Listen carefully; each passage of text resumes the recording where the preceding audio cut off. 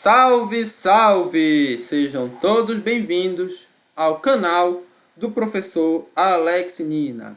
Hoje nós vamos falar de princípios, filosofias e tipos de planejamento. Primeiramente, os princípios gerais do planejamento. Então, contribuição aos objetivos. Corresponde que o planejamento deve sempre visar o objetivo máximo de uma organização. Então, vou até simplificar aqui. Olha, o planejamento deve sempre visar o objetivo máximo de uma organização. Então, você, dentro de uma organização, tem vários objetivos. E aí você tem que estabelecer uma hierarquia de objetivos. E o importante é você alcançar aquele objetivo prioritário. É claro que se você alcançar aquele objetivo e poder alcançar outros, melhor ainda. Vou dar o exemplo como se você, individualmente, fosse uma organização. É bom da administração que dá para a gente pensar assim e aplicar esses conceitos para a vida individual, tá?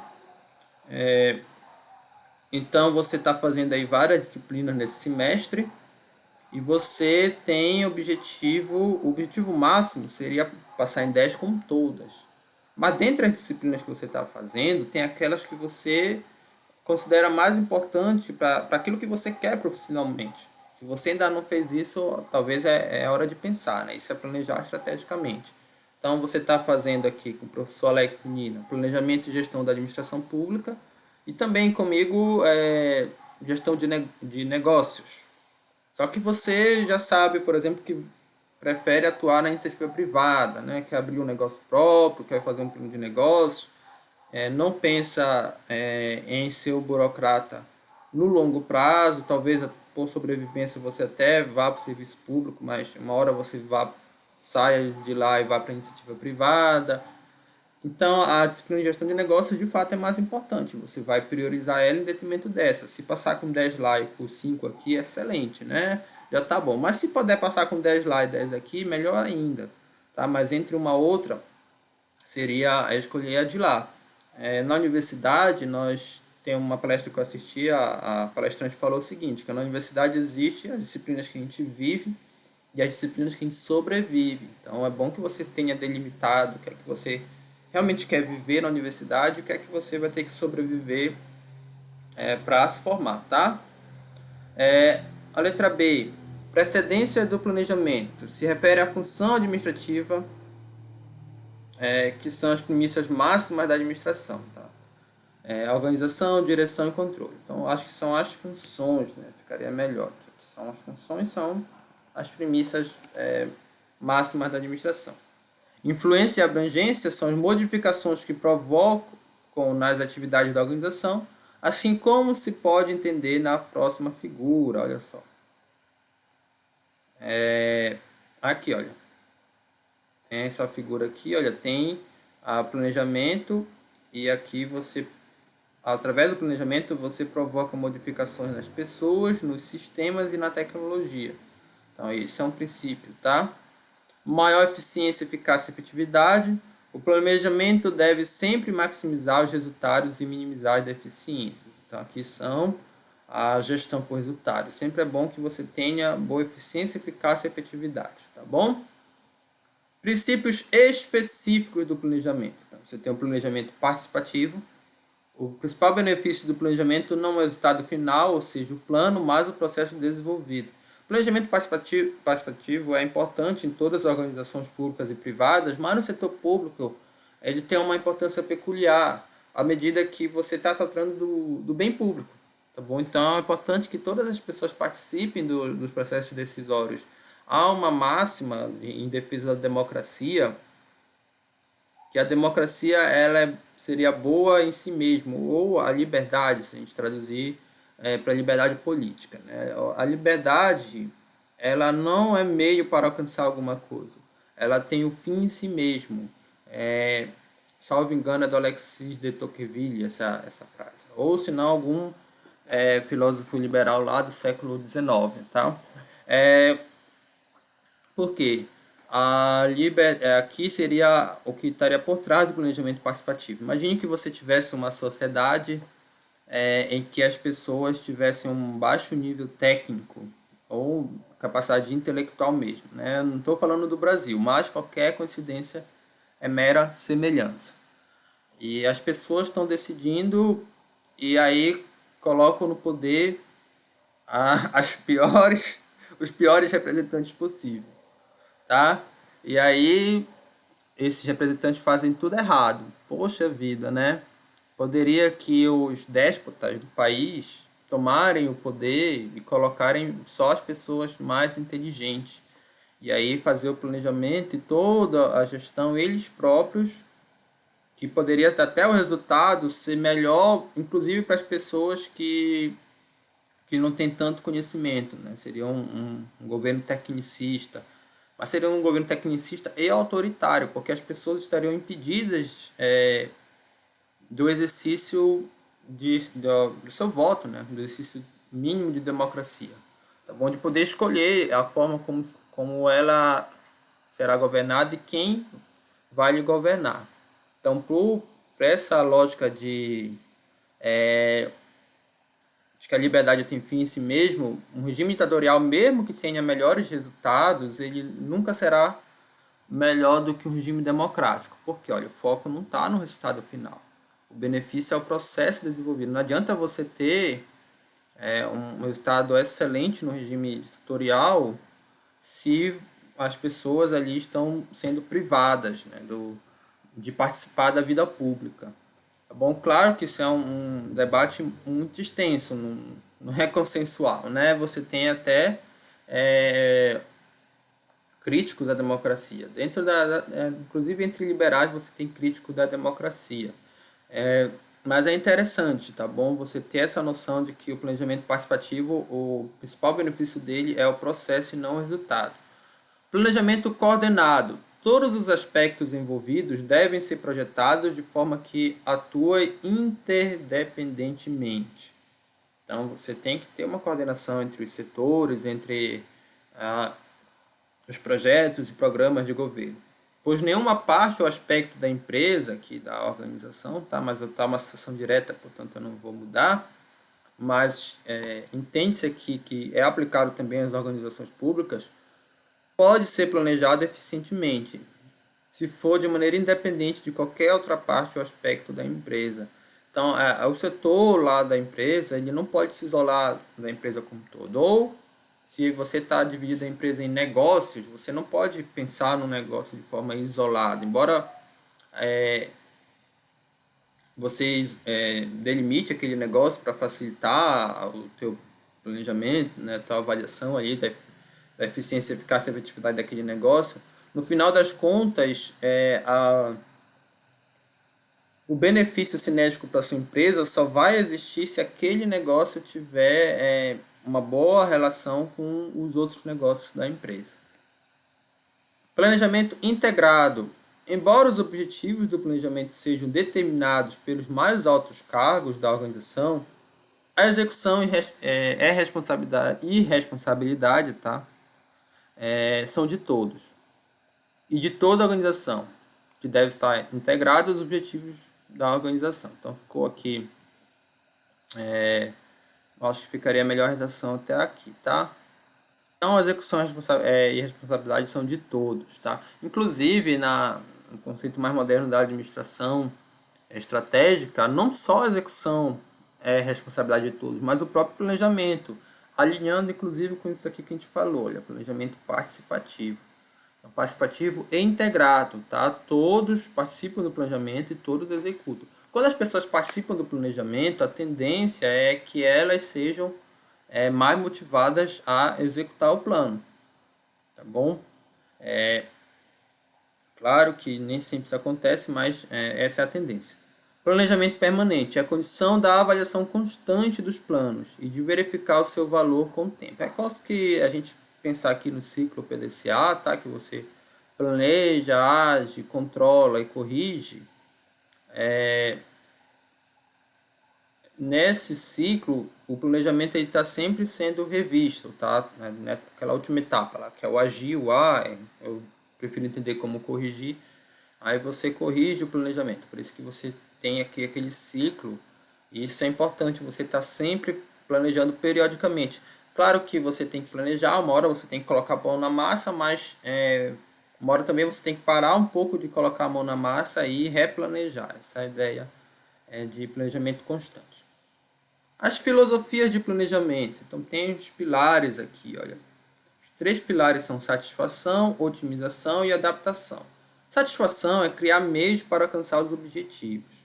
Otimização é criar meios para melhorar o desempenho. E adaptação é criar meios para adequar-se às mudanças. Então, alcançar objetivos, melhorar o desempenho e adequar-se às mudanças. Filosofia da satisfação. Se refere a uma zona de conforto, fazer suficientemente bem, normalmente com objetivo em curto prazo, poucas improvisações e inovações. Se atém às práticas já realizadas pela organização, a fim de evitar resistências dos participantes. Se preocupa com o aspecto financeiro, com ênfase no orçamento e suas projeções.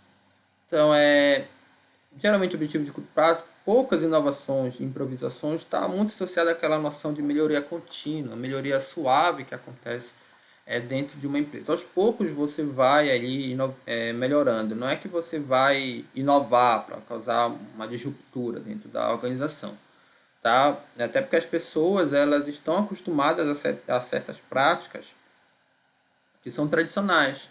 Se você quiser cortar essas práticas, você vai ter problema, que as pessoas vão ter resistência. Então, a satisfação, e você não pode deixar essas pessoas insatisfeitas. Tá certo, é importante você mudar e se atualizar, mas você tem que encontrar um meio termo ali entre a melhoria dos processos, enfim, e a satisfação das pessoas, tá? Visando aqui essa questão delas já estarem adaptadas com certos processos que ocorrem na organização. A filosofia da otimização.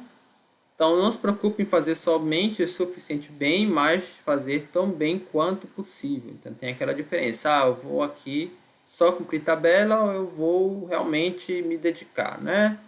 Sua principal característica é a utilização de técnicas matemáticas e estatísticas, de modelos de pesquisa operacional. Então, algo à parte, dentro dos próprios cursos da administração, você tem, salvo engano, essa disciplina, pesquisa operacional.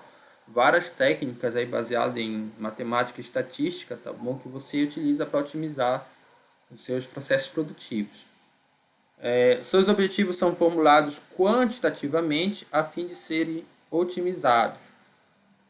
Os dados quantitativos e sua otimização são pano de fundo para o processo decisório do planejamento. Tá? Você vai basear seu planejamento aqui, dados quantitativos e otimização. E a filosofia da adaptação?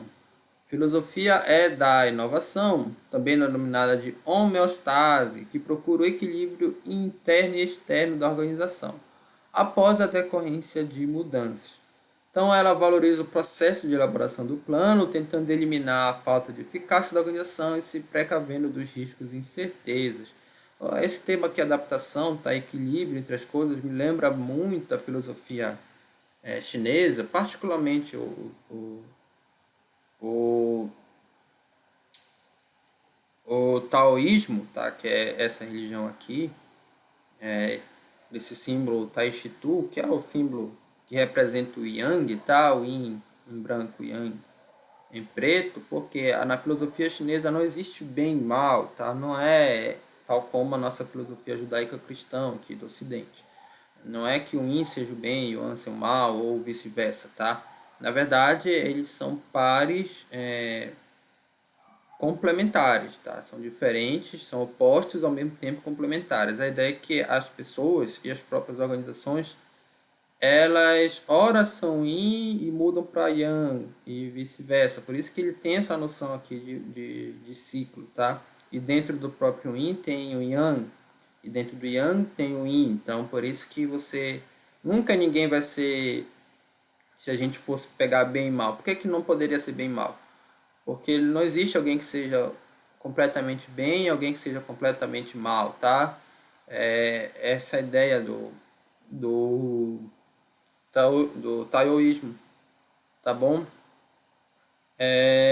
Por isso que na organização ela está muito associada até com aquela teoria da contingência, que eles buscam o equilíbrio entre esses dois opostos aqui complementares, os chineses, tá bom?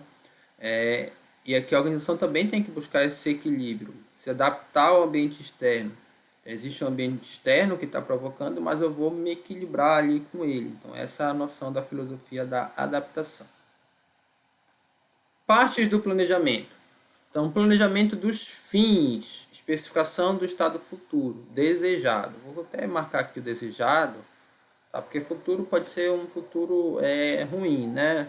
A gente está aqui no meio de uma pandemia, quando estou gravando esse vídeo, aliás, no pico da pandemia de abril, e a gente já sabe que um futuro de curto prazo não será bom. Esse mês vai ser provavelmente o pior mês da pandemia. Eu espero que não piore, porque a gente já não tem mais certeza nenhuma. Mas assim, qual é o nosso estado futuro desejado? Que esse momento de pandemia passe, né? Seja lá como for, com as pessoas fazendo lockdown e vacina, que é o mais provável, enfim, né? Passe também assim, não é só passar, é passar e cause o mínimo de prejuízos possível. Porque se for para passar com, digamos, imunidade de rebanho, e aí ter milhões de vítimas, já tem o número de vítimas no Brasil aumentar, então não é algo bom, tá? Então passe com o mínimo de mortes possíveis.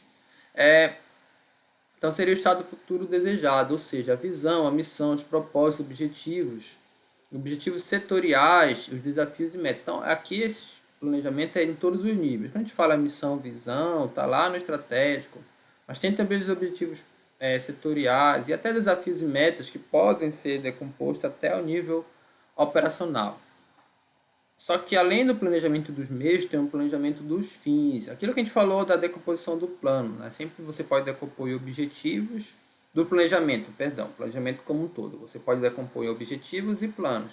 Objetivos associados ao fins e planos associados ao meios. Então, são as proposições de caminhos para a empresa ou organização. Vou colocar o termo organização aqui, tá? Chegar ao estado futuro por meio pela expansão, por exemplo, tá? Pela expansão da capacidade produtiva de uma unidade, diversificação de produtos, enfim. Inclui a escolha de macroestratégias, macropolíticas, estratégias políticas, procedimentos, processos, várias questões aqui importantes. Tem o planejamento organizacional, esquematização dos requisitos organizacionais para poder realizar os meios propostos. Inclui, por exemplo, a estruturação da empresa ou organização em unidades estratégicas de negócio. Tá? Não é porque é uma organização do setor público que você não pode definir negócios. Claro que o termo negócios ele está de fato associado à iniciativa privada, mas você também pode organizar seu órgão público em diferentes unidades que seriam como se fossem os negócios, entre aspas, né? Porque eles têm finalidades específicas.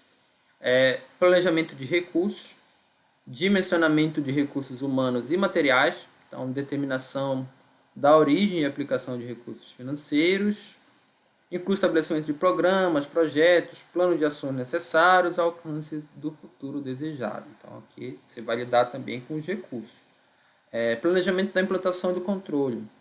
Então corresponde à atividade de planejar o gerenciamento da implantação do empreendimento. Então sempre que você tem um plano, você vai ter que controlar, né? Depois de você executar. Você vai ter que ver se você cumpriu os objetivos, as metas e tudo mais. Só que o próprio processo de controlar, ele em si implica um planejamento. Vou dar o exemplo da auditoria. A auditoria faz parte do controlar, lá do clássico ciclo do PDCA, estaria lá no controlar. Você faz auditoria tanto interna como externa as mais diversas dimensões dentro de uma organização, qualidade, meio ambiente, segurança do trabalho, enfim. Só que a auditoria ela não é feita de qualquer forma, ela tem que ser planejada. Então, ela está no C do ciclo PDCA maior da empresa, tá? Do planejamento estratégico da empresa, por exemplo. Só que dentro desse C, você tem outro ciclo PDCA, como se fosse o planejamento da auditoria, você aplica, você controla a próprio instrumento de controle e você vai corrigindo a auditoria. Então, esse planejamento aqui seria o planejamento de controle, tá? Os tipos de planejamento Você tem aqui os níveis organizacionais clássicos da administração, estratégico, tático, operacional, e eles têm diferença quanto à perspectiva temporal, conteúdo do plano e o escopo de abrangência. O estratégico é voltado para o longo prazo, ele é amplo e genérico, ele alcança toda a organização. O tático é de médio prazo, ele é pouco detalhado, ele faz parte de um setor, uma área. O operacional de curto prazo, ele é mais detalhado e inclui as atividades, as ações, as tarefas dentro de uma empresa ou organização pública também. Aqui a noção é que o planejamento estratégico ele é feito por quem está no alto escalão, tá? Aqui está empresário, mas o setor público seria os governadores, né? E também os deputados, então, seriam quem está lá no plano político, tá? Do executivo ou do legislativo. O tático seriam os chefes dos órgãos públicos que realizam, tá? Gerente, coordenador, e aqui é para o porquê e quando, né? A pergunta básica, aqui é onde e como. No caso do plano de ação, seria o que fazer, tá? No setor operacional, e quem executa é o técnico, a pessoa que está lá na base. Daqui para cá, olha, do operacional para o tático, cresce a abrangência geográfica, ou tende a crescer, tá? Do planejamento, cresce também os riscos. Imagina, você fazer um planejamento errado aqui, você causa um problema em cadeia. Diferente de você errar bem aqui nesse canto, né, do operacional, vai afetar esse canto. Mas se a gente pensar, por exemplo, um organograma aqui dentro desses níveis organizacionais, ou o departamento que estiver bem aqui, ele pouco vai influenciar o outro que estiver aqui. Claro que sempre tem uma influência na empresa, mas ele influencia muito menos do que um departamento, né, um setor que está no estratégico ou no tático diretamente associado. A responsabilidade aumenta, claro, quem está no estratégico tem mais responsabilidade. E também a autoridade, como a gente falou anteriormente, o prazo aumenta também, quem está no estratégico pensa mais a longo prazo, quem está no operacional a curto prazo, e a complexidade é maior para o planejamento estratégico do que para o planejamento operacional, tá bom? Então, aqui essas diferenças. A referência dessa aula, Ferreirinha, Planejamento Governamental, uma apostila lá de 2016. É isso aí, pessoal. Até a próxima.